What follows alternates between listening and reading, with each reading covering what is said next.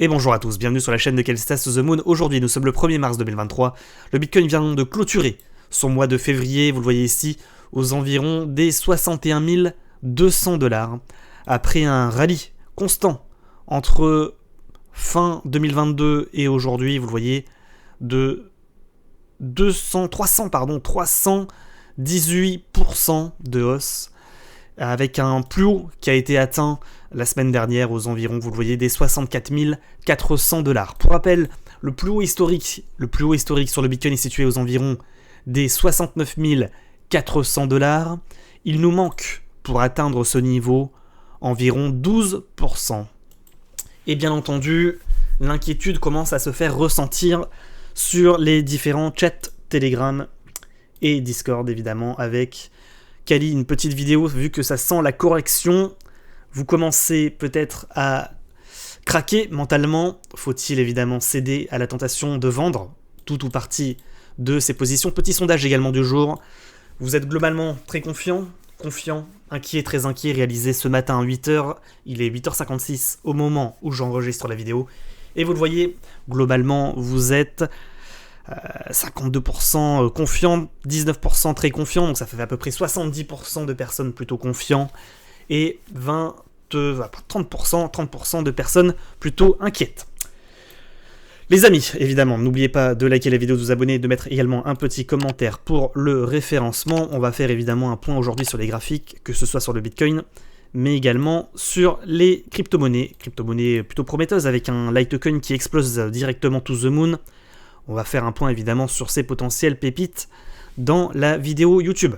Mais avant les amis, petite pub évidemment. Qu'attendez-vous pour sortir des échanges centralisés? Qu'attendez-vous pour reprendre le contrôle de vos crypto-monnaies? J'ai deux solutions à vous proposer qui vous éviteront de laisser vos fonds sur des échanges centralisés. Une solution de stockage et une solution de trading décentralisé. Première solution, Tangem Wallet, qui vous permet de stocker vos crypto-monnaies sur des cartes physiques avec Tangem. Évitez de passer par les échanges centralisés pour stocker vos crypto-monnaies. Deuxième solution, Apex Pro, c'est la plateforme de trading que j'utilise et qui vous permet de trader les crypto-monnaies de manière décentralisée en gardant le contrôle de vos clés privées. Évitez de déposer vos fonds sur des plateformes d'échange centralisées et commencez à trader de manière décentralisée. Donc je vous mets en description des liens avec des bonus à l'inscription, moins 5% à vie sur Apex Pro et moins 10% sur vos Tangem. Également, petit avertissement sur les risques. Le contenu de cette vidéo n'est pas un conseil en investissement ni une incitation à acheter ou à vendre des crypto-monnaies. Faites vos propres analyses et tradez de manière responsable.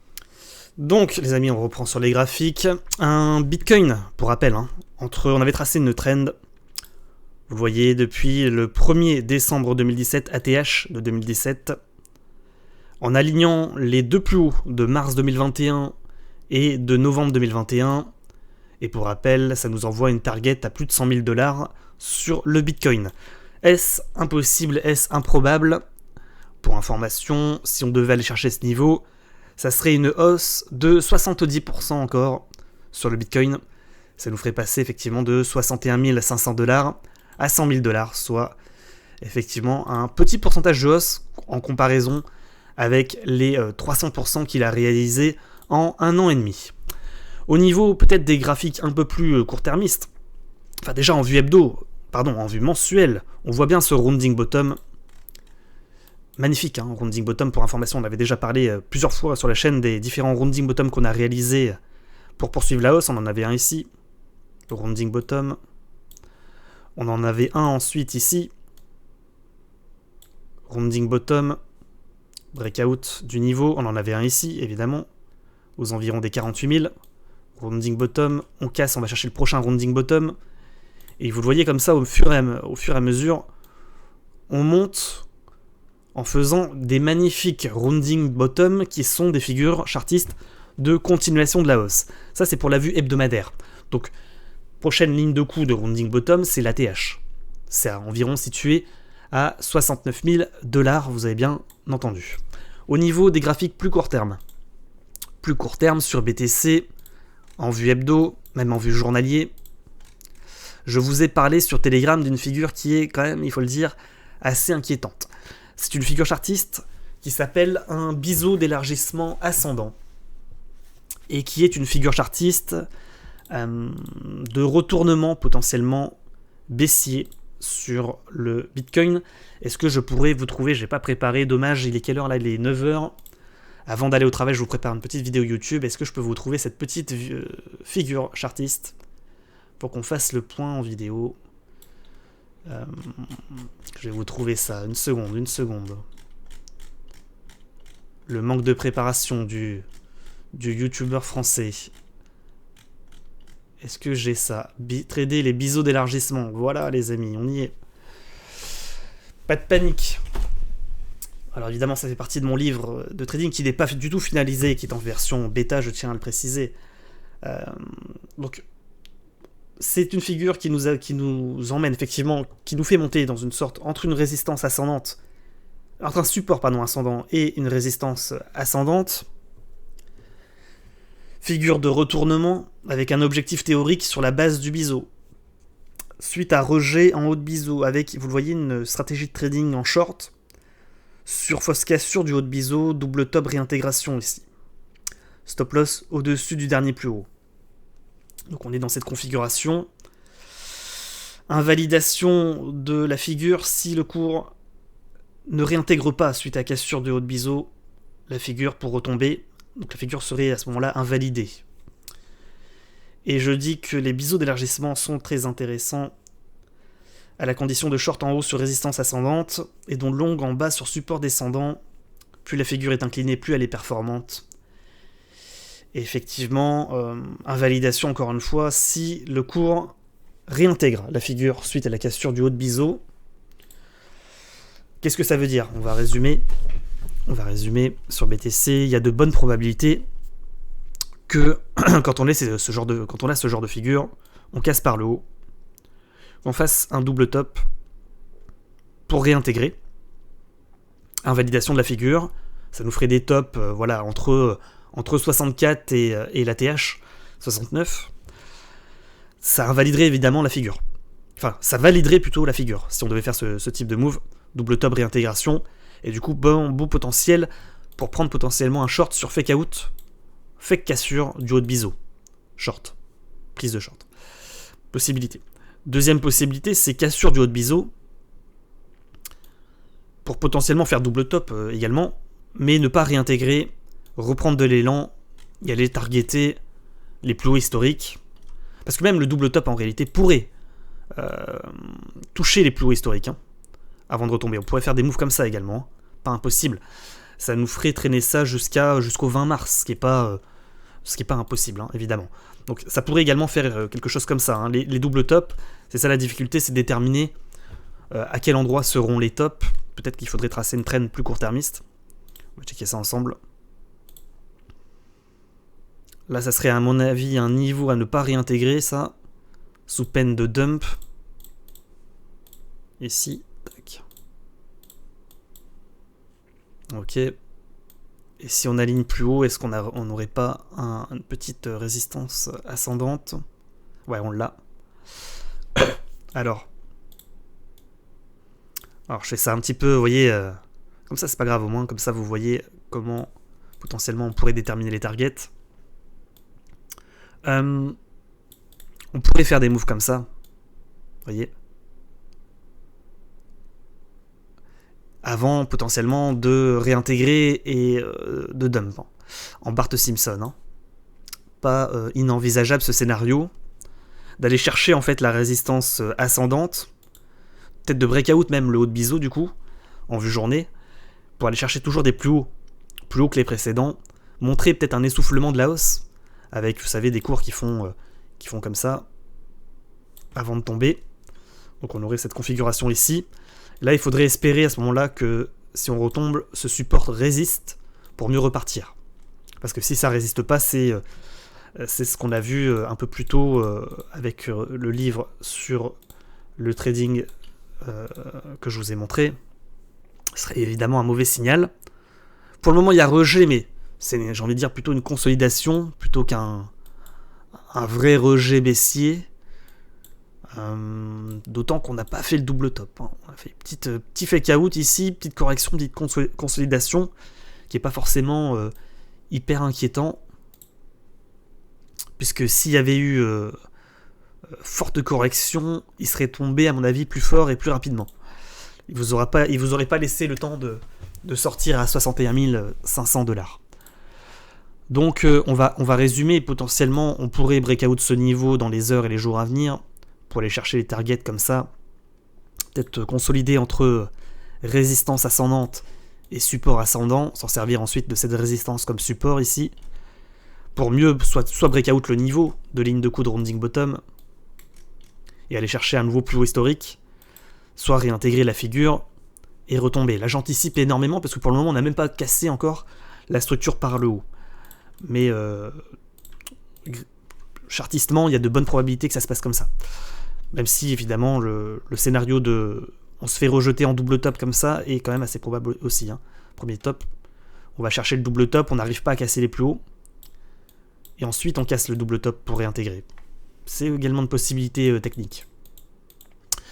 En résumé, il faudrait casser à minima les 64 000, les derniers plus hauts, pour continuer la hausse et aller chercher la résistance ascendante que l'on a tracée précédemment.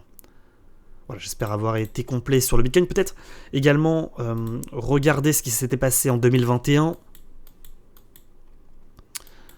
Il faut que je me grouille parce qu'il faut que j'aille au travail. 2021 pour information, résistance ascendante, breakout de résistance ascendante, méga pump. C'est comme si actuellement on était ici. En fait, sur BTC, on voit qu'il a décroché avant de repartir. Ici, décrochage, repump, touchette du plus haut, correction. On va chercher le niveau comme support avant de repartir. Est-ce qu'on pourrait regarder peut-être en 4 heures pour avoir peut-être d'autres informations? Donc c'est comme si on était là actuellement.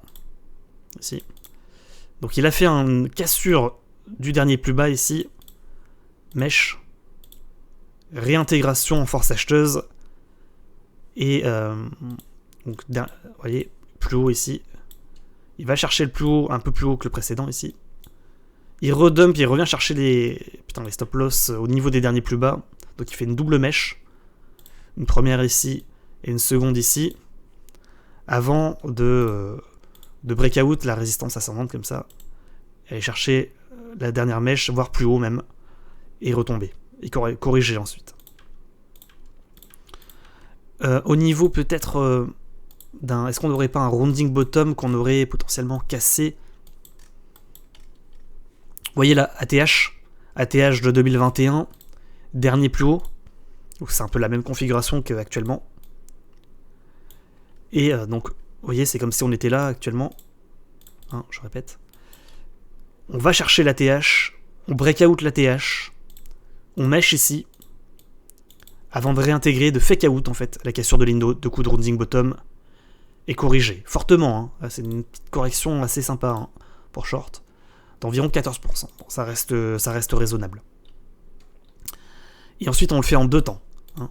Premier fake out, deuxième fake out, effondrement. Là c'est vraiment un effondrement par contre.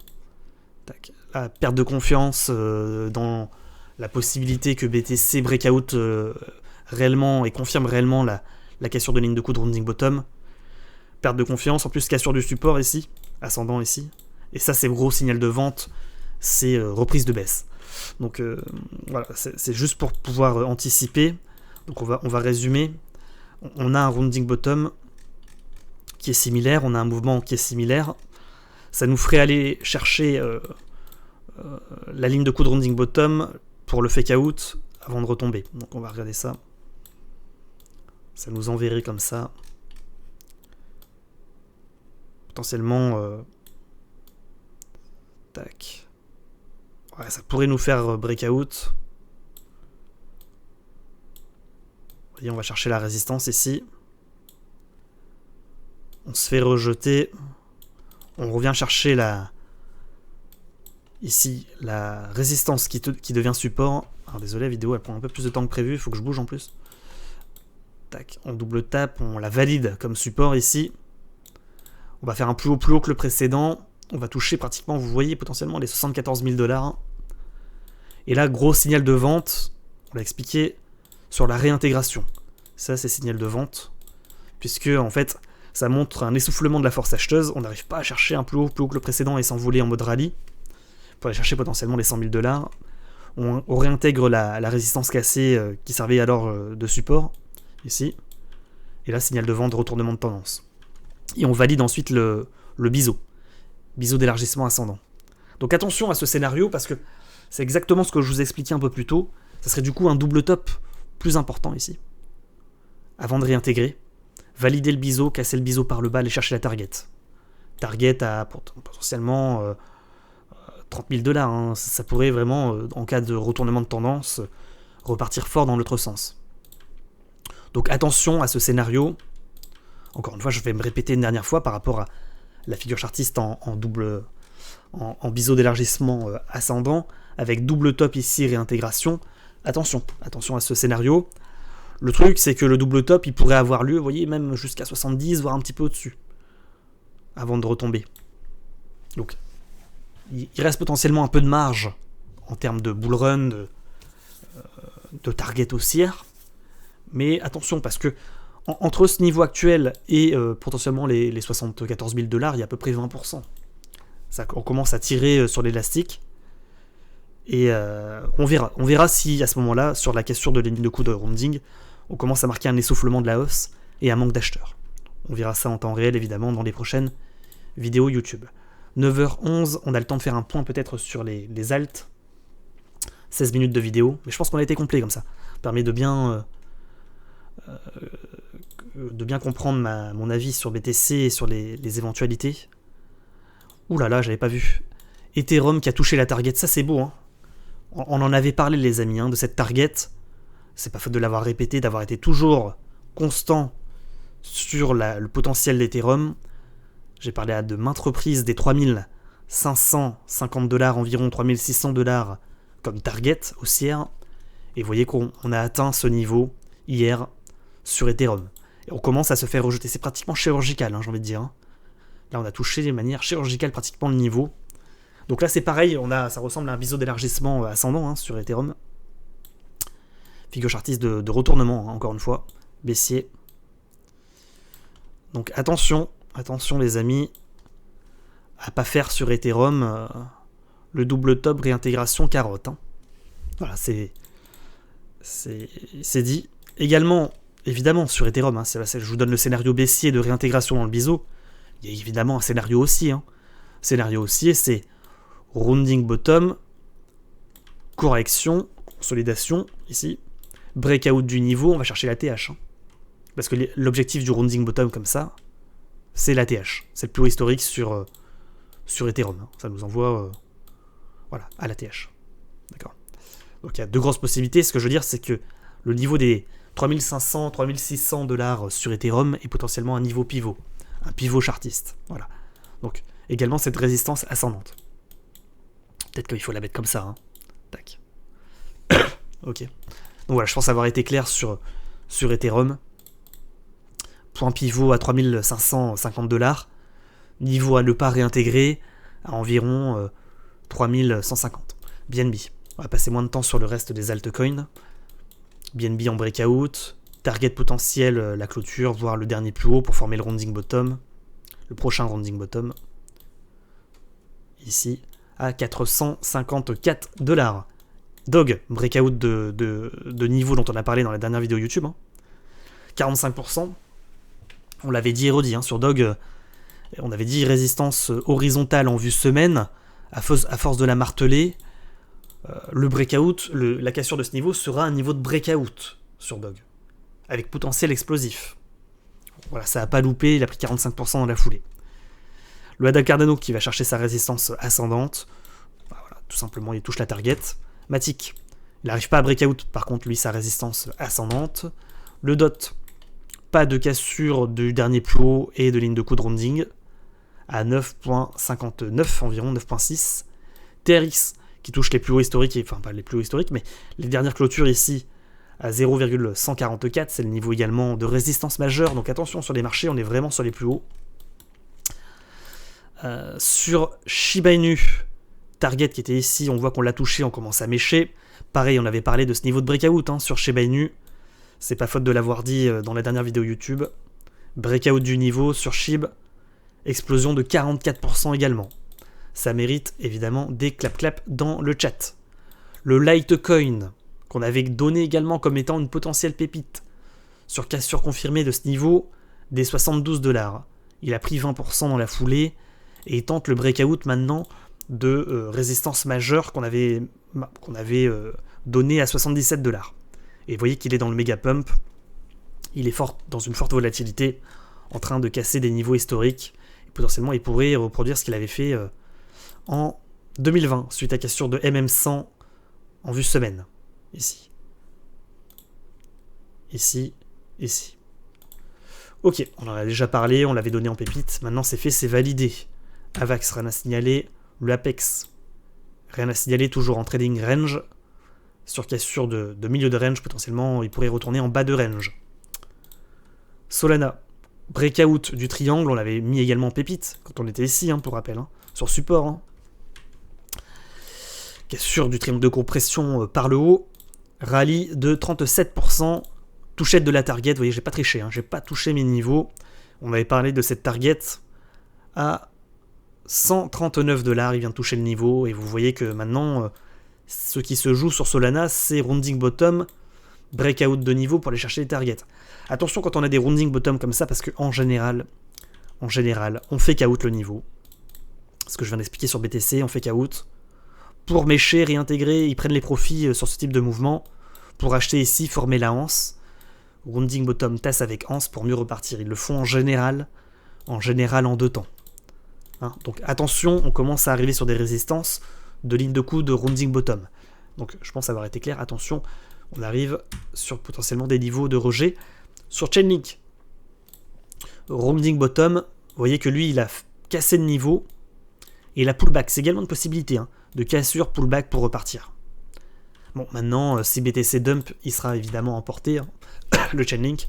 Le Lear Protocol, avec magnifique rounding bottom, et ligne de coup à 4.4.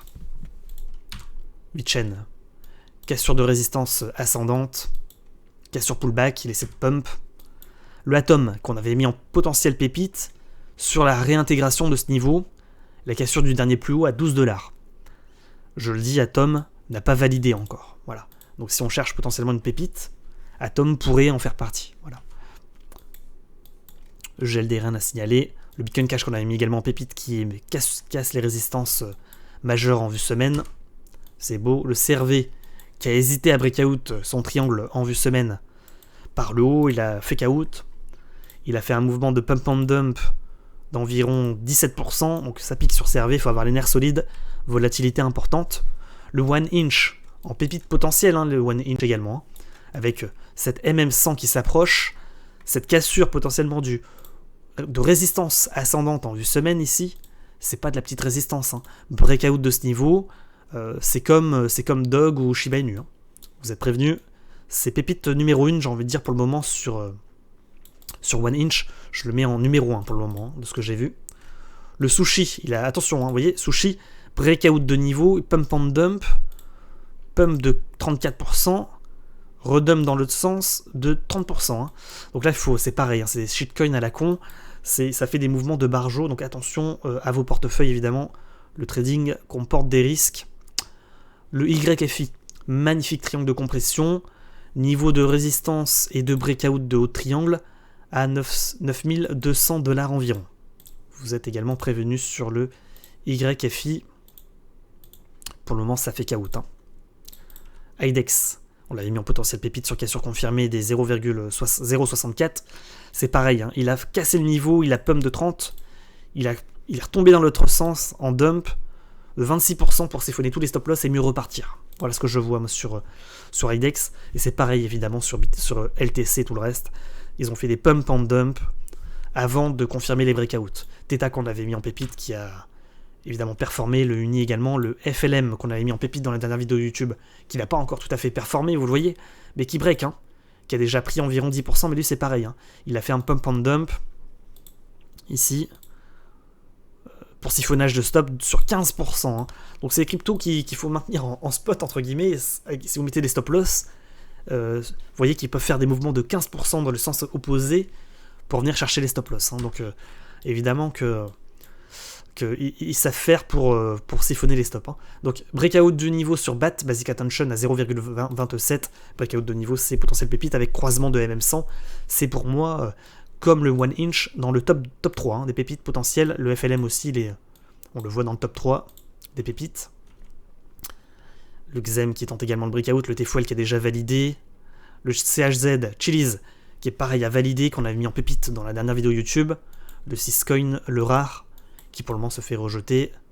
Le Celo qu'on a mis en potentiel pépite, on voit que toutes les pépites ont validé, sauf Alpaca. Alpaca, belle compression de cours, pas de cassure confirmée. On pourrait le mettre aujourd'hui également dans les pépites à surveiller. Ensuite, Celo non. WMT a déjà validé, le RN aussi. ANKR aussi. Cassure de niveau 30%. Qu'on avait mis évidemment en pépite. Le comp qui va chercher la résistance. Le niveau donné, hein, tout simplement. Le EOS. Avec rounding bottom, tasse avec anse. Niveau de breakout à 0,9 environ. Pas dégueulasse le EOS. Ensuite, le REN. Potentiel pépite, le REN, pourquoi pas. ATM, qu'on a mis également en pépite potentielle, qui n'est pas encore tout à fait parti. Et le XVG qui a déjà validé. Donc vous voyez qu'au niveau des pépites qui ne sont pas parties, qui sont plutôt intéressantes, on en a 5, 1 inch, que je mets potentiellement dans le top 1. Et ensuite on a BAT, FLM et Alpaca, qui sont pas encore, qui pour FLM et BAT ont déjà grosso modo tenté de casser le niveau, ont déjà pris 5% environ, mais qui n'ont pas performé plus que ça. Et Alpaca, belle compression de cours, il fait beaucoup de fake out, mais pas de confirmation pour le moment, à surveiller.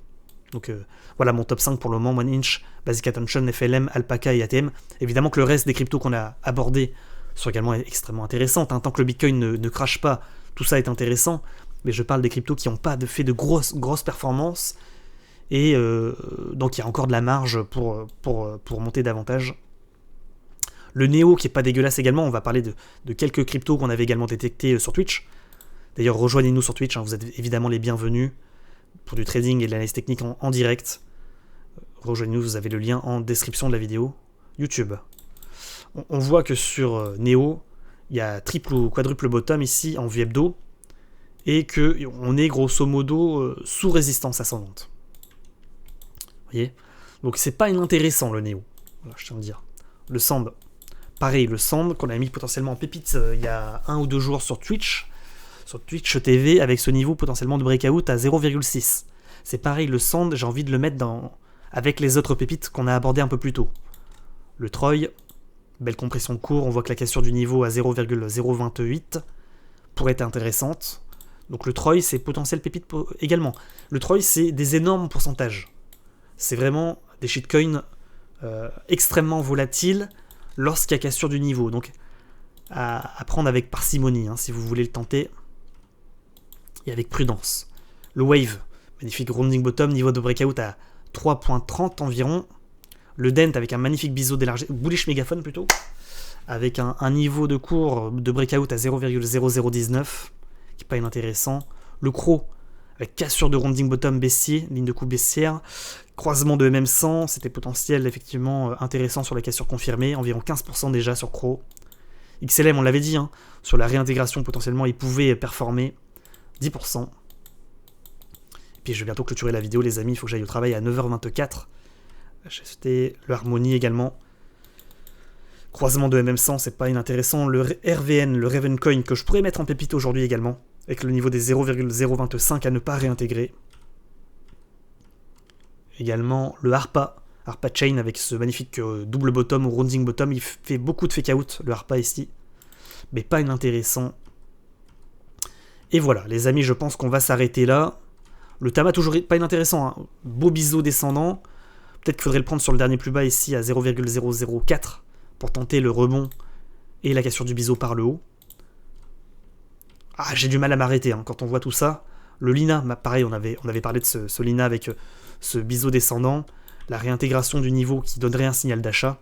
Et vous voyez le Lina qui performe, qui a pris 27%.